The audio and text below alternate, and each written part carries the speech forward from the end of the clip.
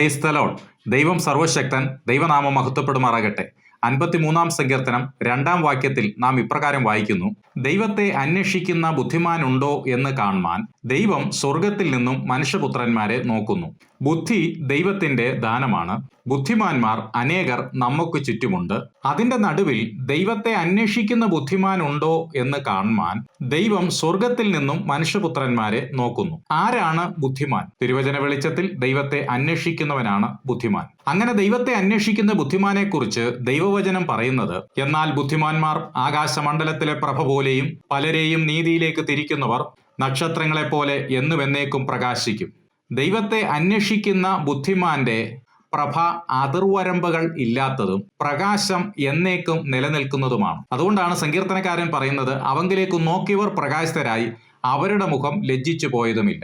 നമുക്ക് ചുറ്റുമുള്ള ബുദ്ധിമാന്മാർ പലരും ലജ്ജിതരാകുമ്പോൾ ദൈവത്തെ അന്വേഷിക്കുന്ന ബുദ്ധിമാന്റെ മുഖം പ്രകാശമായിരിക്കും. കാരണം അവൻ നോക്കുന്നത് നിത്യ വെളിച്ചത്തിലേക്കാണ്. തന്നെയുമല്ല, ബുദ്ധിമാന്റെ ജീവിതയാത്ര മേലോട്ടാകുന്നു, കീഴെയുള്ള പാതാളത്തെ അവൻ ഒഴിഞ്ഞു പോകുന്നു. ആകയാൽ നിങ്ങൾ ക്രിസ്തുവിനോട് കൂടെ ഉയർത്തെഴുന്നേറ്റിരിക്കുന്നു എങ്കിൽ ക്രിസ്തു ദൈവത്തിന്റെ വലത്തുഭാഗത്ത് ഇരിക്കുന്നിടമായ ഉയരത്തിലുള്ളത് അന്വേഷിപ്പീൻ.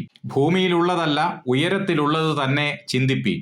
ബുദ്ധിമാന്റെ ജീവിതയാത്ര മേലോട്ടാകുമ്പോൾ അവൻ ഉയരത്തിലുള്ളത് അന്വേഷിക്കുകയും ഉയരത്തിലുള്ളത് ചിന്തിക്കുന്നവനുമായി മാറും. ഒരു മനുഷ്യൻ സർവ്വലോകവും നേടിയിട്ടും തന്റെ ജീവനെ നഷ്ടപ്പെടുത്തിയാൽ അവന് എന്തു പ്രയോജനം? ആയതിനാൽ ജീവിച്ചിരിക്കുന്ന കാലയളവിൽ ദൈവത്തെ അന്വേഷിക്കുന്ന ബുദ്ധിമാന്മാരായി മാറുക. കാരണം ദൈവത്തെ അന്വേഷിക്കുന്ന ബുദ്ധിമാൻ ഉണ്ടോ എന്ന് കാണുവാൻ ദൈവം സ്വർഗത്തിൽ നിന്നും മനുഷ്യപുത്രന്മാരെ നോക്കുന്നു. നാം ഈ ഭൂമിയിൽ ജീവിച്ചിരിക്കുന്ന കാലയളവിൽ എന്ത് നേടിയാലും തന്റെ ജീവനെ നഷ്ടപ്പെടുത്തിയാൽ എന്ത് പ്രയോജനം? ജീവിച്ചിരിക്കുന്ന കാലയളവിൽ ദൈവത്തെ അന്വേഷിക്കുന്ന ബുദ്ധിമാന്മാരായി മാറുക.